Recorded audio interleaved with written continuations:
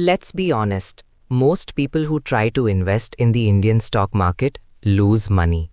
If this feels true for you, you have probably blamed it on bad luck, a crazy market, or some expert on TV. But what if the real problem is not the stocks you are picking? What if the real enemy is you? Some studies from SEBI show that as many as 9 out of 10 active retail traders lose money. And these losses have nothing to do with bad stock analysis and everything to do with emotional mistakes. You see, our brains are made to survive in the real world, not for navigating the Nifty 50.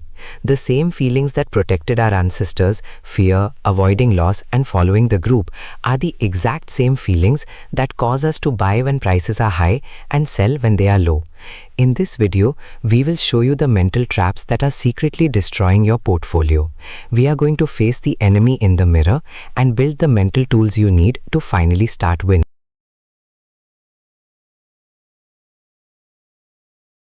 First up is the most powerful and destructive feeling in investing, the fear of losing money or loss aversion. Scientists have proven that the pain of losing money is about twice as powerful as the joy of making the same amount. A 10,000 rupee loss just hurts much more than a 10,000 rupee gain feels good. This is not a weakness, it is just how your brain works. For our ancestors, losing their food was a matter of life and death. Finding a little extra food was just a good bonus. In the market, however, this feeling is a total disaster. It leads to two huge mistakes. First, it makes you hold on to your losing stocks for way too long. You watch a stock fall 10%, then 20%, and you tell yourself, I can't sell now. I have to at least get back to my purchase price. You are so afraid of making that loss real that you let a small problem turn into a very big one. Second, it causes you to sell your winning stocks far too early. The moment a stock is up a little bit, you get a nervous feeling. The fear that your profit will disappear makes you act. You think, I should book this profit before it goes away. So you sell, take a small profit, and then watch in pain as the stock continues to rise for months. You end up cutting your flowers and watering your weeds. So what is the solution? You cannot just switch off millions of years of evolution, but you can build a system to protect you from your own mind. This means having a written investment plan with clear rules for selling. You must create these rules when you are calm and thinking clearly. For every stock you buy, you decide before you buy it at what price you will sell, both on the way down and on the way up. A simple 15% stop loss can save you from your panicked self. Think of it as a letter from your smart, calm self to your future worried self.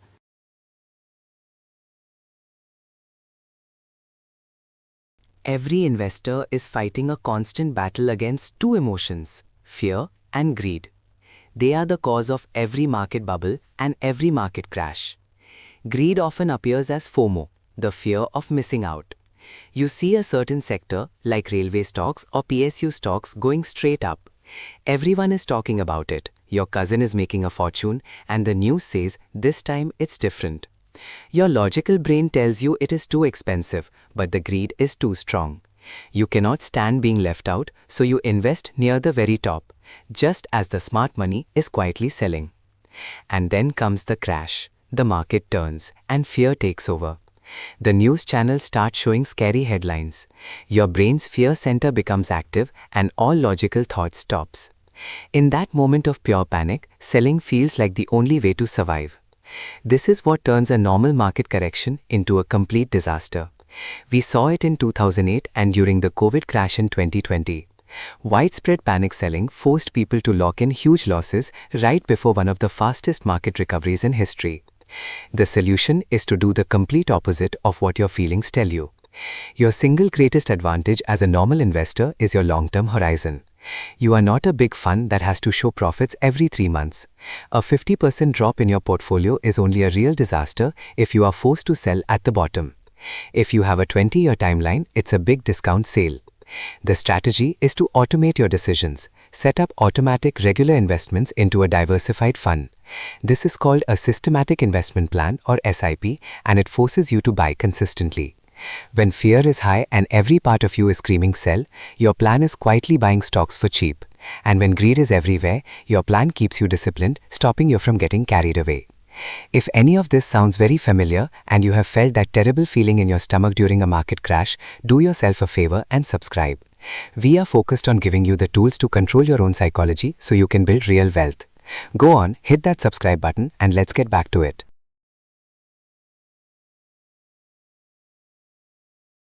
Humans are social. We feel safe in a group. Following the crowd or herd mentality is a part of our nature. In normal life, that is usually a good thing.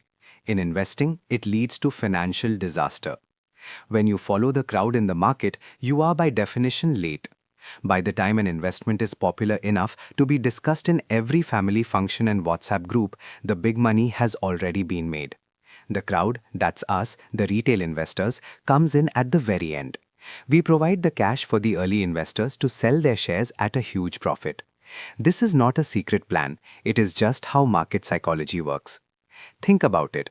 During a bull market, the news is positive. Everyone feels like a genius, and stories of people getting rich overnight are everywhere. The social pressure to buy is huge. But during a bear market, the headlines are scary. Your friends are all panicking, and the crowd is running to sell. Following them feels like the only safe and sensible thing to do. The answer needs a little bit of courage. The most profitable moves in the market are almost always the ones that feel the most uncomfortable. It means buying when everyone else is selling in a panic and selling when everyone else thinks the party will never end. It means doing your own research instead of just listening to a YouTube guru or a Telegram channel. The best defense against the crowd is diversification. By spreading your money across different assets, sectors, and companies, you protect yourself from the hype around any one thing. While the crowd is chasing a single hot stock off a cliff, your diversified portfolio can capture steady growth and protect you from the crash that is sure to come.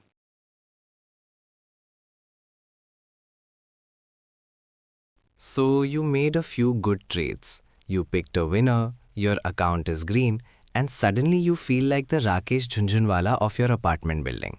This is overconfidence, and it is very dangerous. It leads investors to take huge risks, thinking they have figured out the market. They start trading too much, thinking they can predict the market's next move, something even the experts cannot do. They might put all their money into one or two stocks, believing they have found a sure thing. Working with overconfidence is its evil twin, confirmation bias. This is our natural habit of looking for information that confirms what we already believe and ignoring anything that challenges it.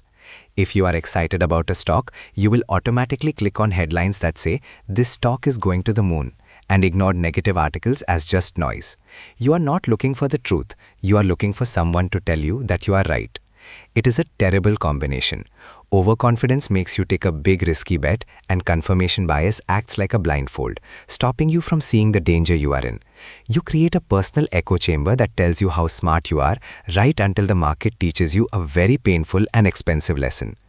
The solution is to be humble. You have to accept that you cannot predict the future.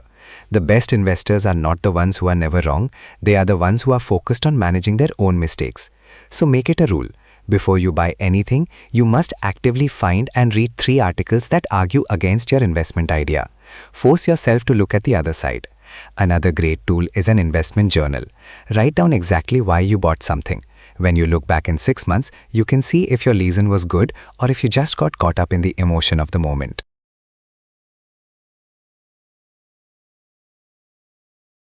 So that is the list: fear of losing, fear and greed, following the crowd, and the ego traps. These forces are not out there in the market. They are inside you. They are the enemy within. And they are the real reason the average investor's account does not grow. The secret to winning in the stock market is not about finding the next titan or timing the market dips perfectly. That is a game for fools. The real secret is understanding that the stock market is a very expensive place to find out who you are. The greatest investors are not always smarter than you. They have just learned that they cannot trust their own feelings. So they build systems, rules, and habits to protect their money from themselves. They create a plan and stick to it. They put their investments on autopilot to enforce discipline. They diversify to protect against their own mistakes. And they are humble enough to know that they are probably wrong about something. Control your emotions and you will control your money. It is not about beating the market. It is about conquering yourself. And that is the only game you can truly win. Thanks for watching.